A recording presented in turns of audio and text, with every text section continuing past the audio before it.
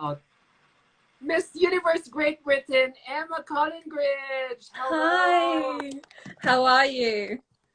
I'm doing good. Finally, it's happening. I Guys, know we made it happen. Thank yes, finally. Thank you for saying yes. you for inviting me. Yes. No words. Thank you for the opportunity. Guys, as I have mentioned with you all, I was supposed to interview her before she left for Israel, but unfortunately, there was no time left for me to do it. So, yeah. Yes, But I thought I'd have an opportunity to while I was in quarantine. I thought I was going to have a whole day in quarantine. And then my chaperone texts me at 8 a.m. saying, "Oh, you've been cleared. You can start doing all of the things that you need to be doing." So I was like, yeah, okay, I'll the, I'll let you the know that red and I'm not busy, fittings not and free all anymore. that. Yeah, how are you? My gosh, I feel like this is a more appropriate time to do this interview because I feel like I want to ask you more questions about your Miss Universe journey. I am really, really well, thank you. How are you? I'm doing good. I still have this Miss Universe hangover, considering because even if the pageant is already done a Me week too, me too. ago, I'm still on cloud nine. I feel like I'm also the 80th delegate. I'm still high on what I have just seen. Do you feel the same way too? I do. My director rang me the other day and she was like, "Have you come down from cloud nine or cloud eight or whatever cloud you're on yet?" I was like, "No, I haven't. I'm still way, way up there. Still up there." So how have you been since that magical night last December 12th? It's been such a mix of emotions, really. I think we were all so excited and so exhilarated to be up on that stage, and then obviously being called into the top 16 was such an incredible feeling. And after that, we all knew that we had to say goodbye to one another, and immediately the mood just went down a little bit, because we knew that was our last proper night of being with each other. But we've all been messaging each other still in our group chats and in our individual groups as well. So no, it's been really good, just resting, recovering from lack of sleep, I think, and just running on adrenaline for the whole 2 weeks. So just trying to recover from that. Spend time with my family. My boyfriend's just come up and surprised me before Christmas as well, so that's been really lovely. How many hours were you averaging on your sleep when you were there in Israel? Um, in Eilat, it was probably around 3 to 4 hours. In Jerusalem, it depended on the day. So we didn't find out our schedules until, sometimes it wasn't until 11 p.m. the night before. So we then know, if we needed to pack a swimming costume for that day, or if we were going to need to be like full glam for a day of interviews and needed to wash our hair at midnight. It was one of those things. But I think being flexible and adaptable and being able to just go with the flow was a huge benefit for me specifically. Being able to just go with the flow and being quite relaxed about things, knowing that our chaperones are there to make sure that we're always going to be in the right place at the right time, really did kind of help me just get through that and relax and just... I'll never get to understand how you guys can power through every day with only 3 to 4 hours of sleep. I mean, me, when I watched your preliminary competition, it was way in the wee hours of morning here, and then straight to the national costume competition. I only had I didn't sleep the whole night. I only slept the moment you guys finished your national costume, and I only had 2 hours of sleep. And after 2 hours, I felt like a zombie. My head was cranky. I couldn't, my head was throbbing. I couldn't really think up straight. So I really do not know how you could guys do it. I think we all For struggled 12 a days. bit when we got down to Eilat, and we were, we had to be out on the buses at 7 a.m. and then we'd be out for a morning full of events. So I remember one day we went to Dolphin Reef, and then we did a series of appearances at a range of hotels, and then we came back for lunch around 12 o'clock, and by 1 we then had to go to rehearsals, and rehearsals was until 8 p.m. So rehearsals, I think, was a bit of a struggle for us all. We came back to the hotel like zombies. No one got dressed up for dinner because we were all so tired and so hungry. So we just like walked into the restaurant, walked back up to our rooms. So yeah, but you know what? The most memorable thing that we really got to remember of you during the pageant was when you made it to top 16. Yes. Did you expect to be called in the finals? I don't think you can ever expect. And one of my recent posts was, so Miss Japan and I were next to each other in the opening number. So we were together backstage before we walked on. And we would always say to each other, high hopes, low expectations. You know, we're not going to get our hopes up and, you know, pretend we're going to live in the moment and be grateful for the experience that we have now. And, you know, just don't put that pressure and those expectations on ourselves, but we can hope. You know, we can have that hope. And then when both of us got into the top 16, I don't know if you saw on camera, and I haven't watched it back yet, but we immediately just grabbed each other's hands, and we literally didn't let go. And the whole time we were running backstage, we just didn't let go of each other's hands because we couldn't quite believe it almost. We had our suspicions. So the day after prelims, the schedules changed, and she was told at 2 a.m. That she had an interview the next day, and I was told as soon as I woke up at about 7:30, my chaperone messaged me saying, you need to go downstairs, you've got an interview. And they didn't tell us what it was for, just that we needed to be full glam and that we've got an interview. And I went down for breakfast, and one of the Miss Universe film crew came over to me and said, you know, you can have something to eat, but please don't forget that we need you. You need to do this interview with us. You're going to really want to do this interview with us. It's really important that you do this. And I was like, okay, you know, it's fine, happy to go with the flow, you know. And then he came over to me again, like 5-10 minutes later, saying, you know, Muba are here, they're going to do your hair and makeup. And Muba were never there for any of our interviews, so I knew it was big. And he was like, please don't forget, you need to do this interview. So I was like, yeah, okay, that's fine, it's fine, I'll come to you, I'll eat this and I'll go right there. And then we still weren't really told what the interviews were, but they wanted sound bites about us as individuals. I spoke about my platform, my advocacy. They had my bio sheet in front of them. And it was only afterwards in rehearsals that Miss Japan and I looked at each other and we were like, was that the up close interview? Because neither of us had done that while we were in Jerusalem. And there were several girls downstairs. Miss Panama, Miss Vietnam, Miss Japan and myself were the only girls that I saw at the time that I was down there. And then it later turns out that was our up close interview, and we therefore had some inkling that we might be in the top 16. Oh. Because those videos were only showed if you got in the top 10. So we had like a sneaky feeling, but I don't think you can ever expect or kind of read into these things too much. So that's why we kept saying to each other, high hopes, low expectations.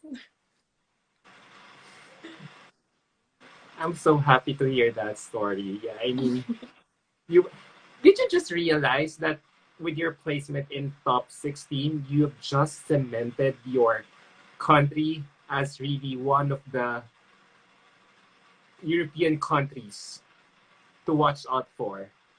Every Miss Universe, as your country, Great Britain, has placed 4 times out of in the last 5 years. Yeah, so I'm the 22nd representative for Great Britain, but I'm only the 5th that has ever made a placement at Miss Universe. But in recent years, we've been pretty consistently making placements.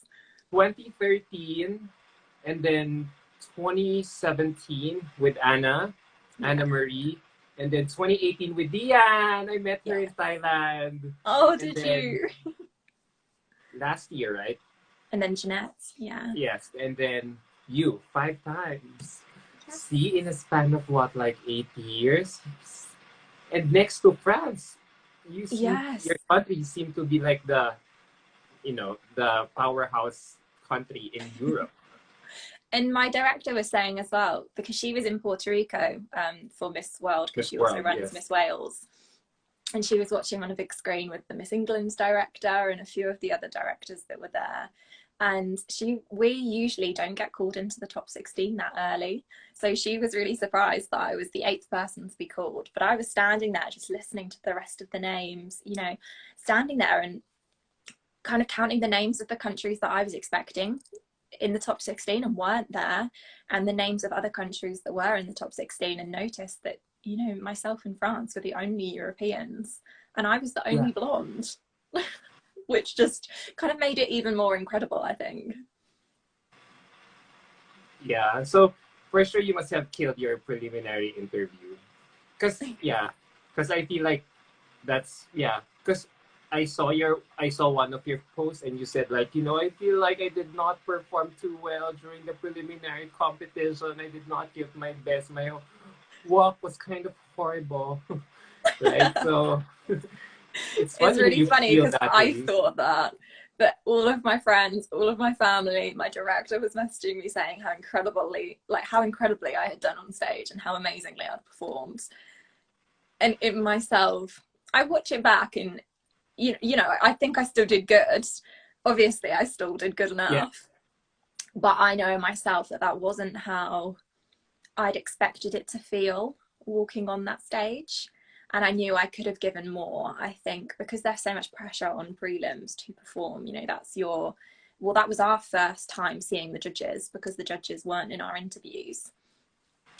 So there was kind of a pressure on it that way. And we hadn't practiced that much on the stage really either. And I think in that moment, I just became a bit overwhelmed with nerves, and I didn't give the performance that I was 100% happy with. So going into finals, it was like, I just want to be able to walk again, and I was able to, and that also felt really incredible. And come finals, it was almost as if I was a different person. Just no nerves, nothing. Just walked out on stage and absolutely gave it my all. I would understand if you got nervous, you know, but listening to your reason, wow, yeah, I get it. Because I interviewed Bea like a few days before, and she said, like, you couldn't the rehearsals that you guys did were always done by parts. Like, it wasn't like, because of how the stage was being, you know, constructed at that time. So yeah, I could understand where you're coming from about, you know, about not really getting on full rehearsal mode for the prelims, and by the time it's already there, you're suddenly like petrified that it's already happening.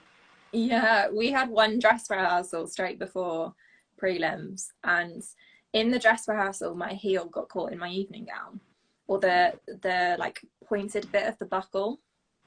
So I'd even taped up my shoe. I was like, that's not going to happen for finals. No, it's not going to happen on stage, rather. It's not going to happen for prelims. And then the majority of my evening gown performance, my heel got caught in my gown. And I was just like, no. I didn't notice it. I'll review the tape again. When you can notice it, especially when they recall all of the countries from that group and we walk across the stage, and you can just, yeah, it makes me cringe. But you know what? You look amazing in that silver Louis Pangilinan gown. Thank you. I never thought that it was made by a Filipino until most of our pageant admins here in the Philippines, posted about it. That you're one of the 8 girls who were wearing a Filipino designer. So how did you get to know Sir Louis Pangilinan? Did you get to know him beforehand, and what was the inspiration behind your silver evening gown? Oh, unfortunately, I didn't really get to know him very much, because we had such a short amount of time to prepare. I was having a gown made by one Venezuelan designer wanted to make my gown for Miss Universe Great Britain, and there just wasn't the time then to do it. And he was going to make me one for Miss Universe, and then so I only had 6 weeks to prepare, and 3 weeks into that preparation, it all fell through. And then one of my team said, okay, I think you should message this person, and she'd got in touch with him. And then I'd kind of got in touch with him with the rest to say the kind of things that I wanted. And he was an absolute angel and made that gown. I think he said he made it in 4 days. And it arrived with me the day I left for the airport. Oh, And it fit like a glove. Thank God it fit you like a glove and it arrived on time, because I know one fellow Miss Universe sister that who also had a Filipino designer for her evening gown, but unfortunately it got stuck on the customs of her country. So she never got to wear her desired evening gown on stage. She had to borrow someone else's dress. I feel so bad for her. Yeah. Thank well, God it arrived yours on time. well, so we had this, before I left, we had a load of storms here in England, and they'd delayed all of the flights the day before I flew had been cancelled. All of the postage was delayed. So my dress was meant to arrive on the Friday. I left for the airport on the Saturday and flew on Sunday. And on the Friday, the dress hadn't arrived, and I started panicking. We called the depot because it was in the UK. It was just waiting, being held to ship, and because of the weather, they couldn't ship. There were no deliveries, and the next day for delivery was Monday, so I wasn't going to get the gown in time. And at this point, my parents were still flying out to watch, so they said, "No, it's not a problem. We can bring it out with us and give it to you. It's fine." But we'd emailed them, messaged them. We said we really need the gown, and I had another shipment that was delayed that was meant to arrive that day as well. And then by some miracle, Saturday morning, this van arrives and all of the dresses arrive and everything just worked out. And then of course my parents then couldn't come with me to watch. They were due to fly out a week later. And because of the new variant, Israel had shut the borders for foreign travellers, and my parents then couldn't come. So it's by some miracle that the dresses arrived, because they wouldn't have been able to bring them out with them had they not have. Oh, that's the story behind it. I'm glad that you were able to wear yours and had it on time. And is that also the same story behind your national costume? Because I love the simplicity of your national costume.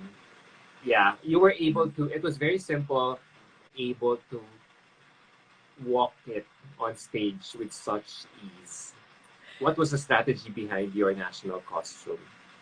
So because there were only 6 weeks, and my director knew that at the time of deciding the date for the competition to then finding out when Miss Universe was, she had already worked with a British designer to design the national costume. So it was already designed and it just needed to be made really, parts of it had already been made, but the main dress needed to be made to fit me, obviously.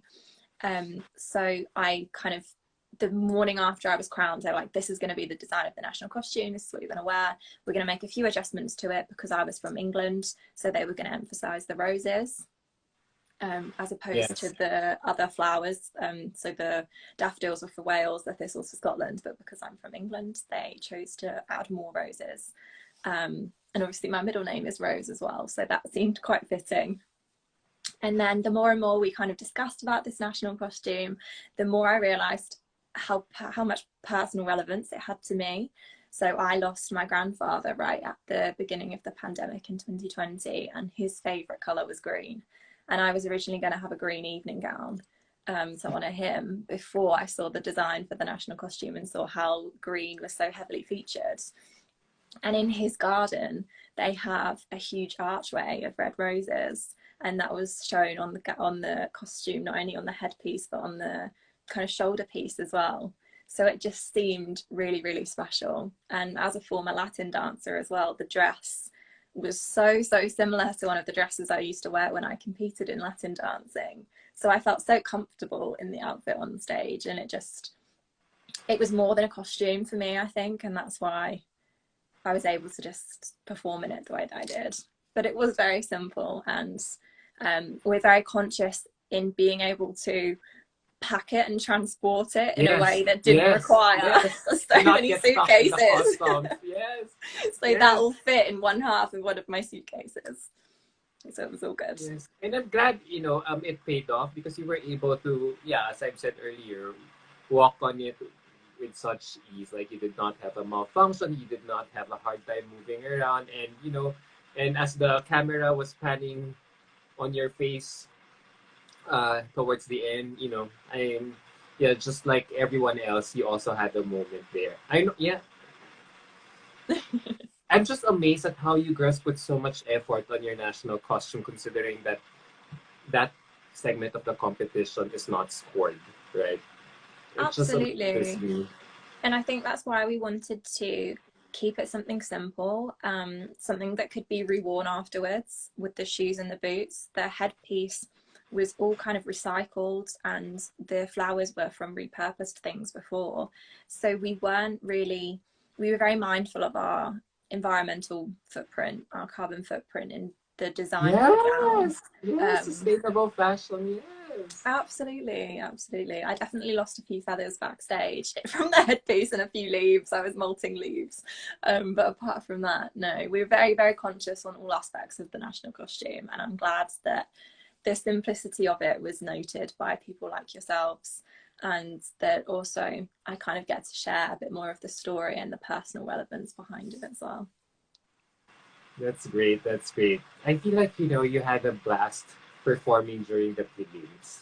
I mean, I can imagine you, especially on how you conducted yourself in front of the judges or the Miss Universe staff who interviewed you all during that closed door interview. So, considering now that you're telling me everything, you said that you kind of performed weak during prelims, but then such that you were feeling like, okay, you were doubting yourself whether you would make it to the finals night or not.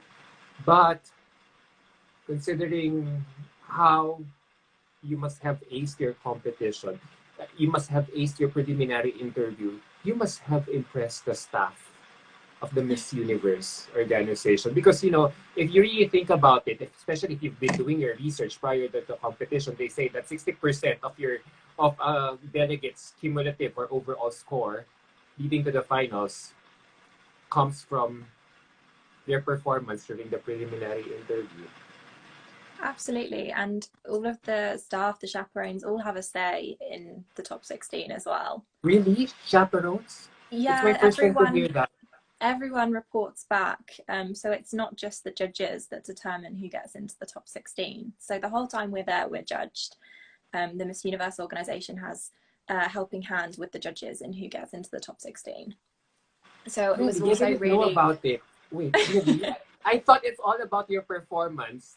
Seriously. No, As no. you So articulate obviously a your big bio, your part... advocacy in front of Yeah, them, no? obviously a big part of it is the bio, the interview, and prelims, but also how we kind of behave and interact and the relationships that we forge with people throughout our time there, how we treat people, because that's also a key part of being a Miss Universe, is how you're able to interact and make people feel in your presence. I think particularly at the start of the time I was there in Jerusalem, because we didn't have our contestant sashes yet, we all had our state sashes.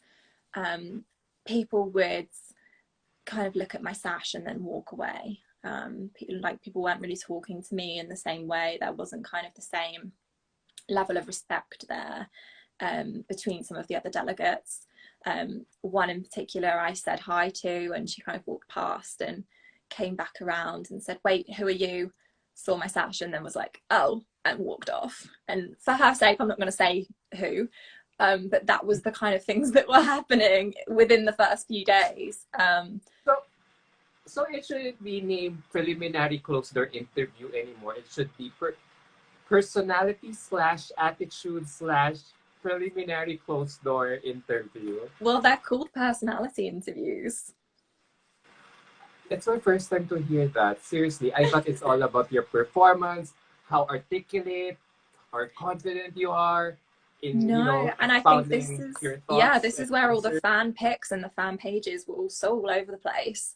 And then why people like myself were perhaps a bit more of a shock to people's typical predictions, because they take in so much more than just what you guys are able to see. I wish the preliminary closed door interview would be televised or, you know, would be live streamed so that at least our leaderboards, our picks will be kind of accurate. Yes. Because you So watched the finale. yeah, so the interviews were a little bit different this year because all of the judges were in quarantine. So instead of usually there's two separate panels and we have about 4 minutes with each panel. So we have kind of 8 minutes of interview in total usually. And this year we only had one 3-minute interview and everything was recorded, but we just had a panel of Miss Universe staff. One of the judges, so the former Miss Universe from Israel, was in the interviews with us, as well as Paula Sugar, one of the ladies from the social media press team, and one of the other members of the Miss Universe organisation as well. And they were all kind of asking us questions, you know, managed to make people laugh a little bit at the beginning, but my interview was quite a heavy one because they talked to me a lot about my fascination with Medusa, like I was asked on stage, and that kind of linked into my advocacy, and we kept talking about what I would do as a Miss Universe and how I would use the Miss Universe platform with my advocacy. That was how my interview centered, and I was really glad I was asked that question, to be honest, because it kind of gave me a bit more hype and showed that they were interested to know that actually as a Miss Universe, what would this person do? And you know, I was very happy with my interview. I came out, I was really, really happy, and obviously it paid off. So I could imagine you walking out of the interview room and like, yes, I did it. Yes. A little more subtly in my head, yes. Because there were like a queue of other girls waiting to go into the interview room. So I was very much like, okay, just keep this to myself, keep calm and composed. Because there was definitely a mix after interviews in how people were feeling. Yeah, I sat down for lunch and one of the other delegates was very disappointed with how her interview went.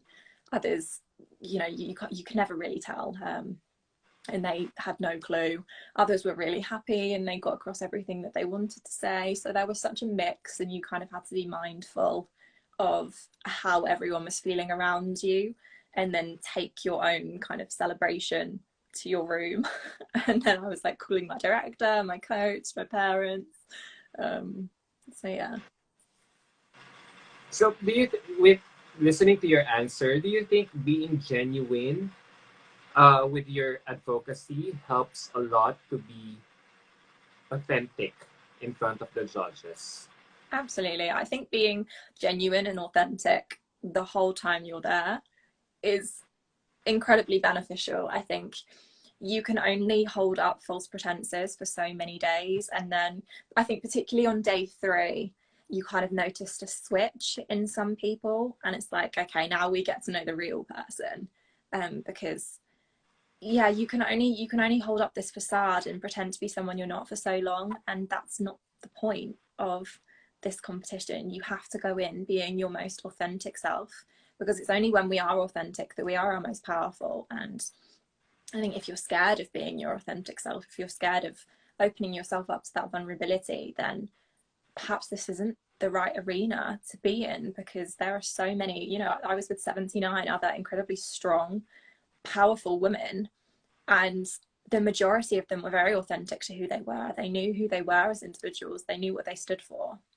Fortunately, I was one of them, and you could kind of tell within the ones that weren't being as authentic, and you could see them kind of slipping throughout the days, and you know how kind of attitudes towards them changed throughout the time you were there. So being genuine and authentic, not just to your advocacy, obviously your advocacy should be an extension of you anyway, but being authentic and intentional is just a huge part of kind of what you're being judged on and what people are looking for in the first place. So it's massive.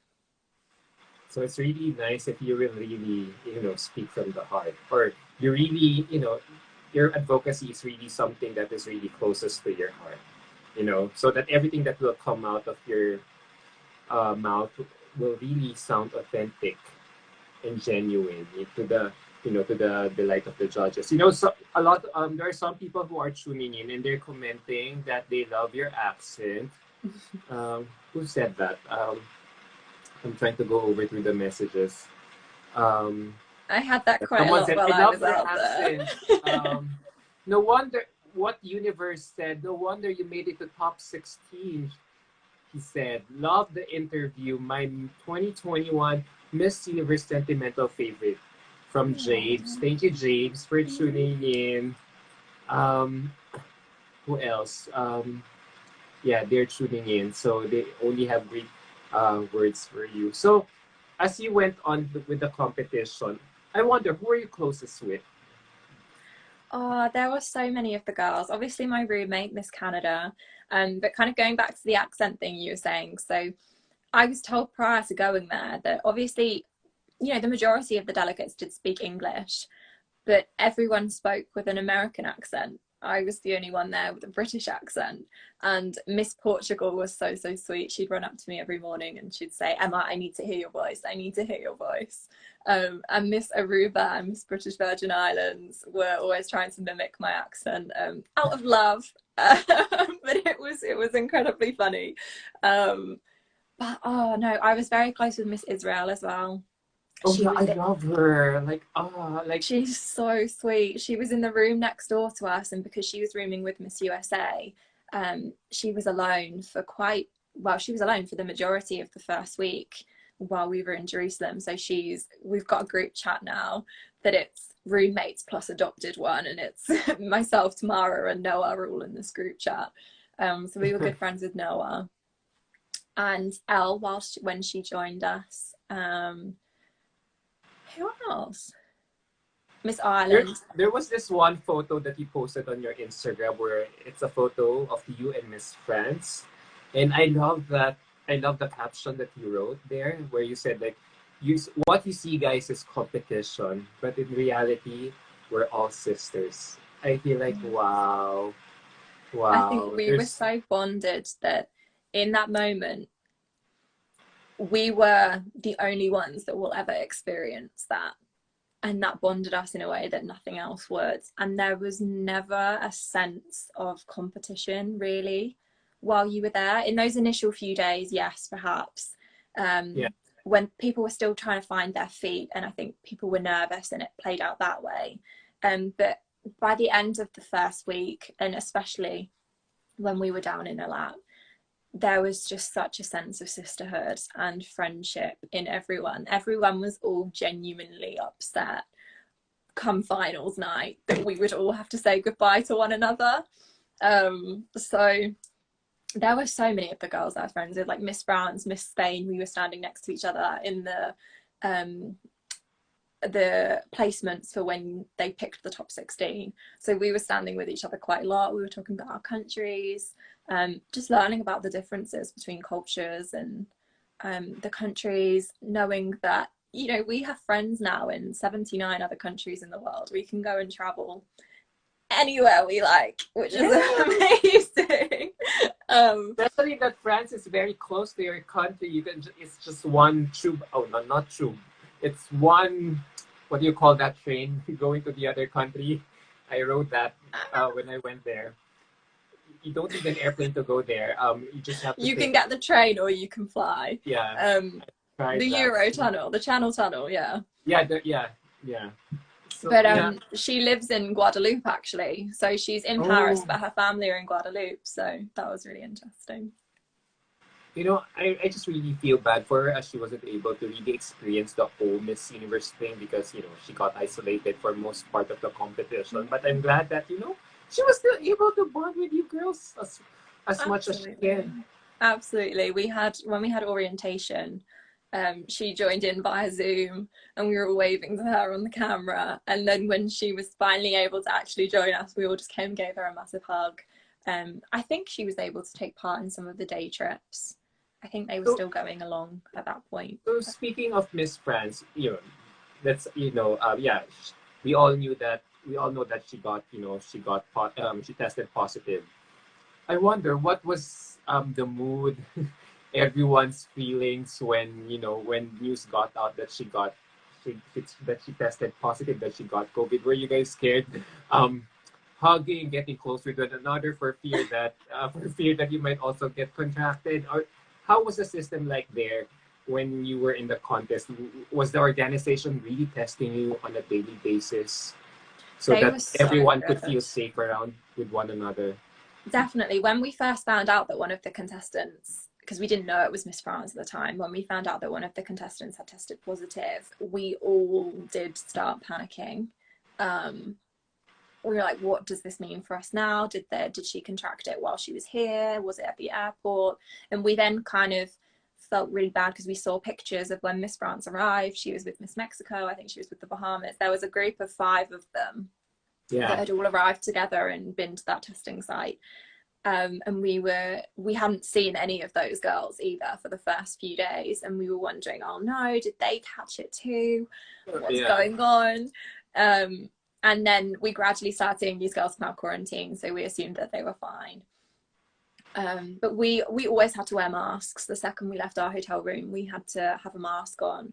We were COVID tested every other day, and we got those results back pretty quickly. So I never felt unsafe in terms of COVID while I was out there, I don't think. And the country, like Israel itself, was very good in terms of handling the pandemic. So no, from a COVID point of view, I always felt safe and I never felt concerned, I don't think. Yeah, but I'm so glad that, apart from that scare, everything went without a hitch. 100%. Yeah. So there's a question here from Sashasnitita. Hi, Emma. By the way, Crown is watching. Hi, Crown Philippines. Oh, Sarita Ret is also watching. She's Miss Universe Cambodia 2020. Hi, Sarita. Thanks for tuning in. Thanks for dropping by. Sashasnitita has a question for you. Are you friends with Bea? Are you friends with Miss Philippines? Oh, I love Bea. She's so sweet. So we first met during registration day. We were sat socially distanced but next to each other. And then the following day, we were on one of the tours together. There was a group of 8 of us with Miss India as well. And we went to the food markets and explored around. And we were split into 2 groups of 4. And Bea was with me and Miss BVI and Miss Equatorial New Guinea, and we all kind of sat around eating food pretty much the whole day. It was a pretty good day. We sat around eating food, exploring Jerusalem, and just talking to each other, getting to know more about each other's countries. We were sat with the PR social media lady for Israel as well, so that was really interesting. And then where else? I'm sure we were on another trip together as well. Was it with the local experience that you guys did, where you guys went to a local village? I wasn't on that trip. Were you in that group? No, I wasn't on that trip, but I did hear about it because I think my roommate wasn't on that one either. But I think someone else from our pod of girls went on that trip, and they said how amazing and how beautiful it was. But no, like whenever Bea and I would see each other, we'd kind of talk, say hi. The vineyards. We went to a vineyard, and obviously none of us could drink wine while we were there. So it was myself, Bea, Miss Canada, Poland, occasionally Miss Israel, and someone else who from the top of my head I can't quite remember, but we all sat around drinking hot chocolate and just exploring this vineyard together, which is quite cute. I'm glad that you guys really bonded well. There's no, cat fights, sabotages. No, there was none of that. And to be honest with you, from previous years, I'd heard about like things happening to people's dresses, etc., etc. So I was rip national costumes. I was a little bit worried, but no, there was none of that. I never got that sense at all. And I think because we were doing so many day trips, and we're so grateful to Miss Universe for doing that and putting that on for us, but because there were so many day trips, we were able to bond. So it was really lovely. Yeah, just looking at the whole thing, especially the stuff that you did in Eilat, wow, I think that's where you guys really bonded together. Because in Jerusalem, all you did was photo shoots, registration, fittings for the pageant. But then once you went to Eilat, every one of you started, becoming closer with one another, enjoying all these activities that the organization had for you. I think, that was my most favorite moment too in Yeah, the we got a few competition. day trips in Jerusalem, but because the quarantine restrictions changed while we were out there, so I only had to quarantine for 24 hours or until my test came back negative. Other girls that had flown in the day later or the day or two later then had to quarantine for 3 days. So everyone was coming out of quarantine at different times. So while we were in Eilat, it was the first chance that we actually all got to properly be together as a group, because Elle could then join us too, Miss USA. So while we were on those trips, like the boat trip that we had the first Yes. morning was so much fun, and it enabled us to be a lot more relaxed as well. And I'm really glad for Miss Universe for, yes, we were being picked for interviews and different photo shoots and things, but most of the time they just let us be, and that's how they wanted us. They wanted us to be as natural, they wanted us to bond, and I think that was a really beautiful thing as well. That's great. That's great. You know, I really have to give it to you girls. I mean, your stamina, considering that you guys need to quarantine, you have to stay healthy all the time, and with the number of hours that you only have for your sleep, wow! I'm really amazed at your, you know, your health. I mean, at your stamina. All of you didn't get sick. No, Anyway, I know, it's definitely worth stocking up on multivitamins, and any moment that you can to get some sleep is my I think you can advice to catch. the next girls. And at least you guys could sneak in on some naps in between while you guys are in the bus. Yeah, on the buses, I don't everyone know if was that asleep on the helps. bus. All right, there's a question here from Crown Times. Hi, Emma. What do you think of our newly Miss Universe winner, Harna Sandhu? Oh, I think she's going to do amazing. I got on with Hanaz really well. Again, like I said, we were on the food tour together, and we had like chats during Virgin Fitting as well. And instead of like some of the other delegates that were perhaps a little bit more dismissive of me because I had Great Britain on my sash, you know, I wasn't from one of the big sash factor countries, she immediately came and spoke to me and, you know, told me that I looked like an actress. And Yes, Emma Roberts. yeah, immediately. And she said, oh, I know you're going to be on to bigger and better things. Whatever happens in this competition, you're going on to amazing things. She was like, know that because I've said it. And yeah, then we got to know each other more on the food tour. And even, you know, there were even just little moments where we were watching the monitor backstage in the dress rehearsal, hearing the song for the top three. And we both just kind of were standing there next to each other, and we both just got goosebumps and chills of that song. And then when we were waiting to go on for the top 16, I didn't know this, there were no mirrors in the changing rooms that we were moved to. But the strap on my swimsuit was twisted. And she was no way near me in the line, but she just came over to me and untwisted my strap for me and kind of went back to her spot and was like, wow, you know, there you go, that's nice. It's just little moments like that that you just, you know, are so grateful for. And they're just little acts, but they really do mean a lot.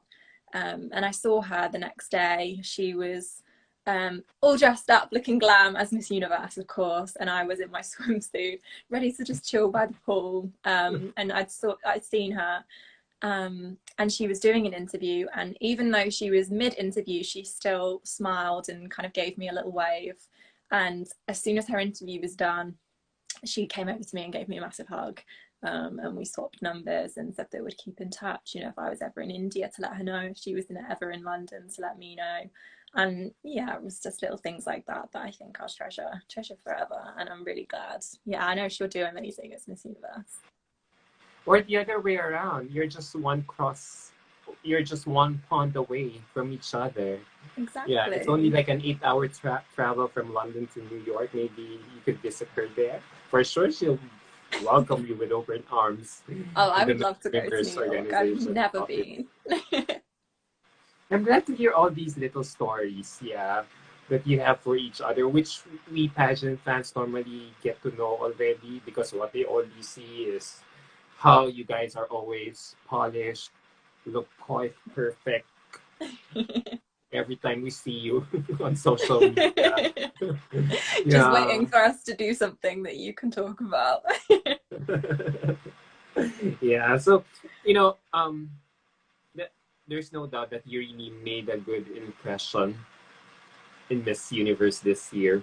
And considering that you were one of the girls who got crowned late for Miss Universe, you were crowned like last week of October? October 16th. October, so which only gives you like what? I 1 month had 6 and weeks. 2 weeks to prepare for Miss Universe. So I wonder which aspect of the competition did you focus on in those 6 weeks that you were given? And how was your preparation given such a short amount of time?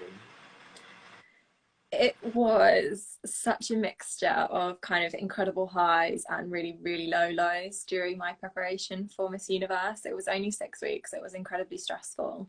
And being a smaller pageant country, we don't have a massive team of people to help with all these different things. So I was doing a lot of my wardrobe, a lot of my, hair and makeup prep, everything I was doing by myself. And at times that did get incredibly stressful, trying to sort gowns. I'm very, very grateful for all of the people that came on board, and the people that I've even borrowed clothes from. Many of my clothes for Miss Universe were borrowed from previous Miss Universe Great Britain's and friends. So I kind of felt like I had their legacy with me, which was really lovely, as well as like last minute ordering. So it's winter here in Great Britain, and it was a really lovely 24 degrees in Israel most of the time. So in our shops and everything, there isn't the right kind of clothing. So a lot of it was kind of online ordering, praying that things would arrive in time. Like I say, borrowing things from people. I'm so grateful to all the dress designers from all around the world that enabled me to wear their designs. So that was kind of a stressful bit. Then having the fittings, running back and forth to London, which fortunately isn't too far away, but with COVID, that was interesting. But no, I think because the experience getting to Miss Universe had been so stressful while I was there, I was able to enjoy it so much more. And obviously working on my interview, but I kind of knew that because I was competing from my most truest version of myself, regardless of the question, I kind of knew how I would answer it, because I was me. I wasn't trying to be anyone else. I wasn't trying to be a version of me that I knew would impress people. And I think that's what's really important. Obviously, sorting up on issues that are going on around the world, and perfecting ways to answer questions, particularly the top 5 question. But yeah, I think just being confident and comfortable in who you are is a huge, huge part of being a Universe delegate and doing well. And you made it happen. You were able to pull through things together despite 100%. the short amount, despite a short preparation for the pageant. So now that you shared all your Miss Universe experience with us. Oh wait, there's a question here. Oh, there's a comment here from James. Emma, the time you took over Miss U Updates Instagram, you instantly became one of my faves. Oh, thank you. But no, I kept saying to myself while I was preparing. Wait, would you? Oh, right. Go on. I just kept, while I was preparing, I was like, this is all going to be worth it. As soon as I'm on that plane, I can relax knowing I've truly done everything I can, and I've given every ounce of my being to ensuring that I can make my country proud. And again, like you say, when I got called into that top 16, it was just waves of emotions. It just felt incredible. Yeah. There's a. I don't know if there's a question here. I don't know if you would like to answer it, but if you want to ignore it, it's okay. Because he's taking off from what you replied back to me earlier.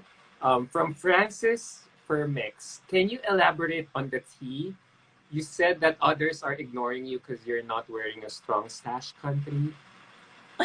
I'm not going to name people because I don't think that's fair.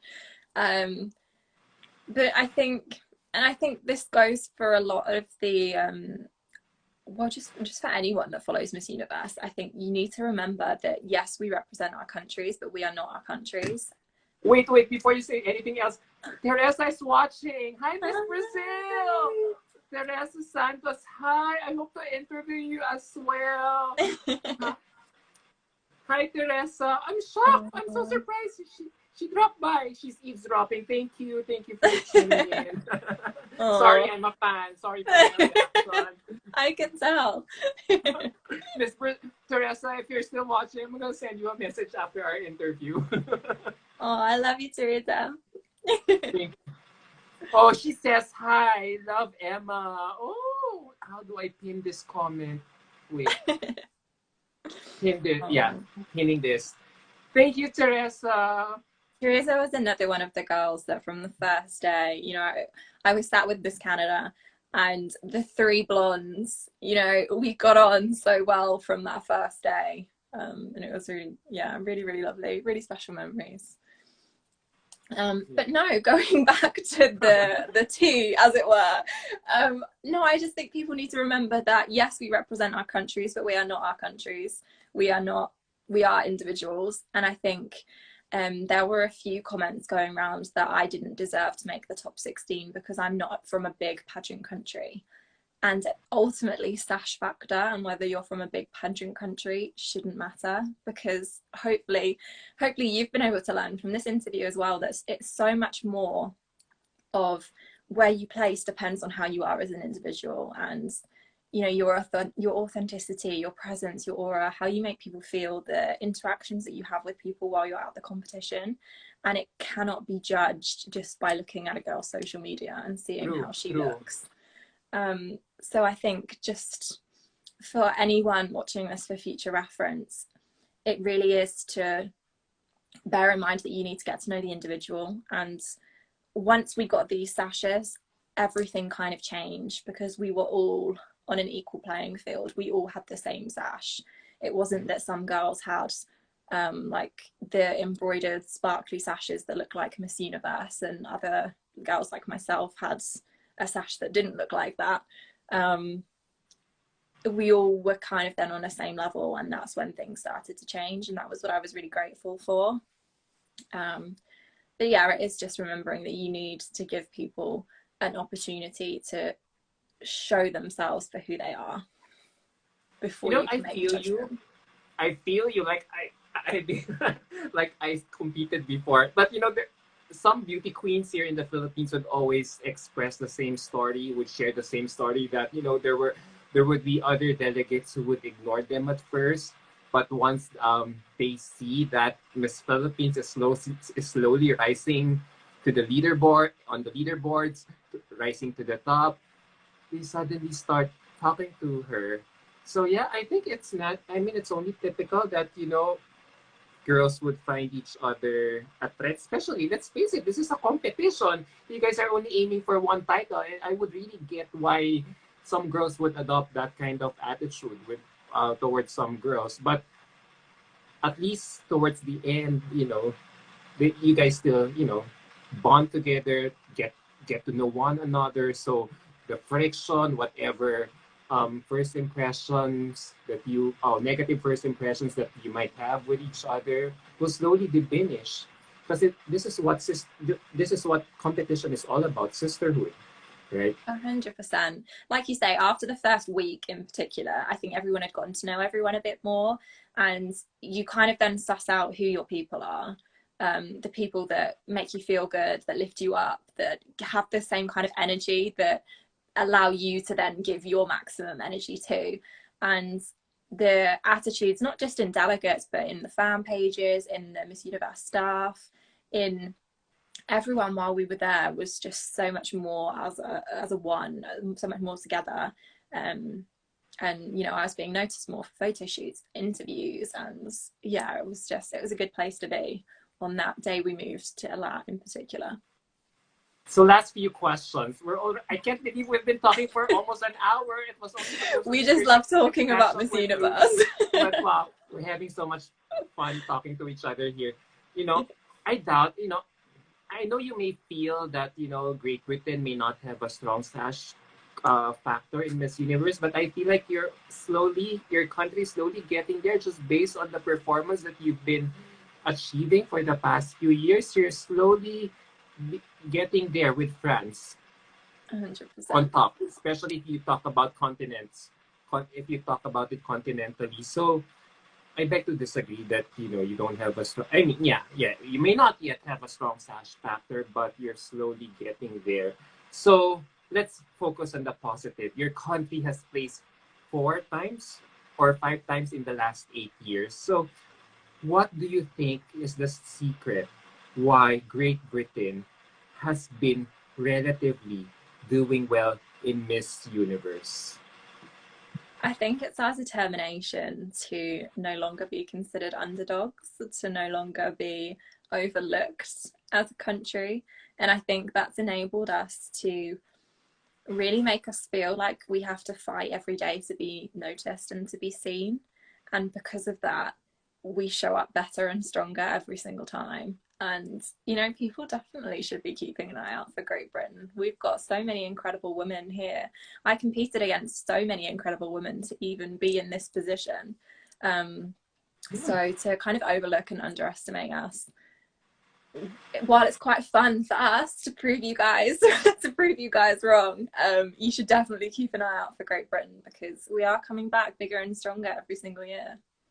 Yeah. So I'm just imagining now, had you been crowned earlier, like probably June, July, August, I mean, who knows? You could have advanced further to the competition. Yeah. Well, right? our competition is usually held in July. But given that, we wanted to give our former Miss Universe Great Britain, Jeanette, a long enough reign so that she could really, make her feel like she had a reign, because that was very difficult for her in her year because of the pandemic. They delayed my year's competition till October, and it's back to July next year. So next Queen will have 6 months to prepare. But no, I think that's what makes it even more special, when we usually have 6 months to then only have 6 weeks to prepare and still make the top 16. And I would have loved to have got in the top 10. I could even hear Steve saying Great Britain in my head while I was standing there.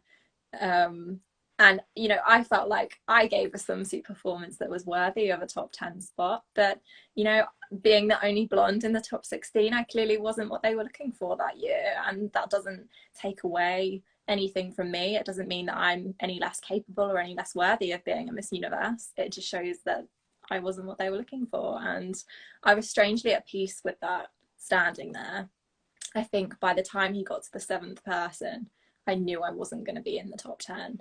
And that was, I think I could still stand there from a place of gratitude and be thankful for where I did come and where I did place, and that I did still do my country proud. So looking back at everything, if you have one advice for your successor, she would ask you next year, Emma, I'm panicking. Oh no, what should I do first? What should I prioritize?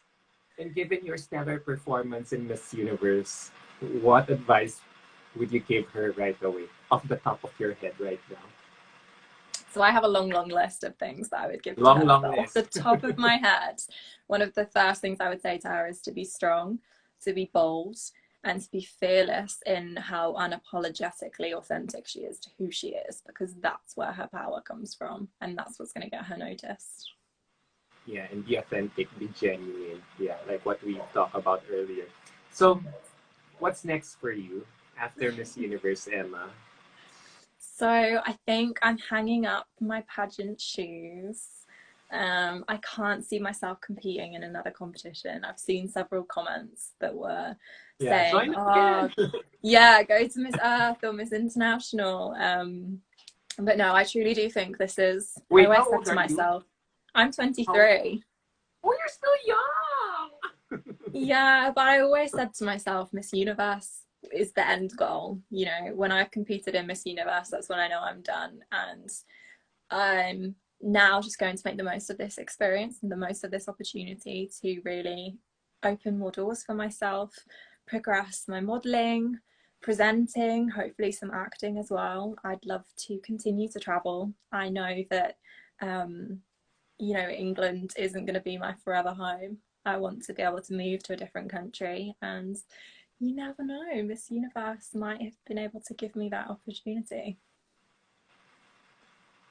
But you never know. You never know.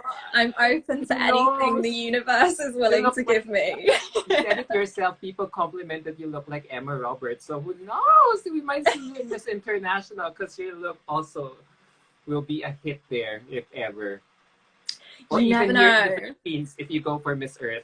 I mean, I'd love to come to the Philippines anyway. Yeah. But I always felt like, yeah, I always felt like Universe was the best fit for me. And, you know, I can't imagine myself competing again. You know, I really have gone out on a high.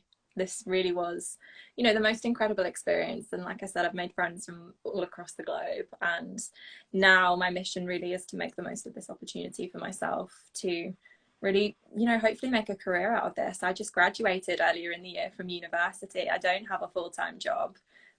So now this is what's going to happen next. This is what's next for me. All right. Sorry, guys. Sorry that she's making your hearts all broken right now. She no longer has plans to join another pageant. Wait, there's another question before we wrap this up. Okay. Someone's asking here from James. Curious question: did you get to keep your Miss Universe opening dress? We didn't. We did not. We didn't get to keep our opening number gown, our opening number dress rather, from Portia and Scarlett. But then someone who stayed at the hotel a bit later was saying that they were all just left at the hotel. I don't know if they'd been picked up by anyone eventually. But yeah, we were told that we weren't able to keep them. We've got our shoes, our earrings, our swimsuits. We didn't get to keep our Portia and Scarlett dresses. It's my first time to hear that you girls weren't able to keep your opening dresses.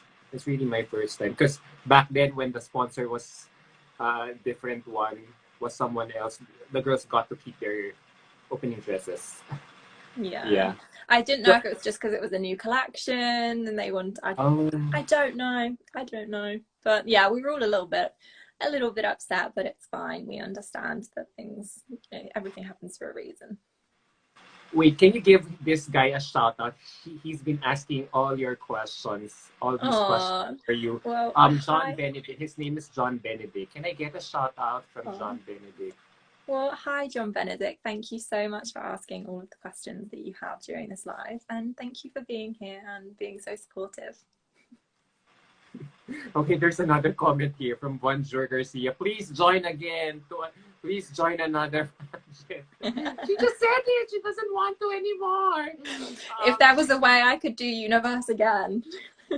It's really Universe or nothing for her, guys. Yeah, she's already fulfilled with her Miss Universe experience. So on that note, can you give a message to all your fans and followers from all over the world who cheered for you, rooted for you during last Miss Universe competition?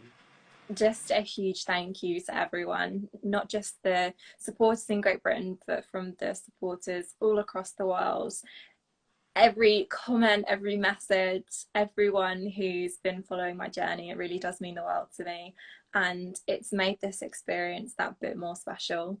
And from the bottom of my heart, thank you. I cannot tell you how much I appreciate you. Thank you to everyone who's watched this live as well, and for asking all of your questions. And I hope everyone has a wonderful Christmas, and wishing you all the best for the new year. Thank you, Emma. Thank you, Emma. Thank you. I feel like you're the long-lost twin sister of Emma Roberts. Maybe you should try out a Hollywood career. Yeah, I'll definitely. Or even there in London. Yes, exactly. London's still pretty big for everything like that. So we will just have to wait and see. So let's read some more of your messages. From Armin Tiso, before we wrap this up. I love you, Emma. Keep shining. Can't wait to follow your 2022 journey, Queen. From Lemuel, I know it's still too early, but what are you looking for your she already said it. What are you looking for your successor to next represent Great Britain in Miss Universe 2022? My successor needs to be someone who's resilient, who's adaptable, who's very flexible with how they are as an individual, and just someone that has that kind of aura that makes you want to be around them when they walk in the room. You heard that. Flexible, resilient, so many adjectives. All right. The girl has to be like Superwoman with all these qualities. We don't ask too much here. All right. From John Benedict, cannot wait to see what the universe has in store for you. Love you, Emma. You are the queen, Giovanni also says. So there you have it, guys. Thank you so much, Emma. I had a blast. Oh, thank you so much for having me. Even after the competition is over, I had so much fun. Thank you so much for the opportunity. You know, you are really such a sweet soul, and I'm blessed to have this opportunity to interview you on my platform. So thank you so much once again, and stay safe and hydrated. Merry Christmas. I hope you had a great holiday season ahead of you. Mwah. You too. Thank you. Virtual hugs and kisses all the way here from Manila. Mwah. And back from England. I hope to visit you there. The last time I went to London was like 4 years ago.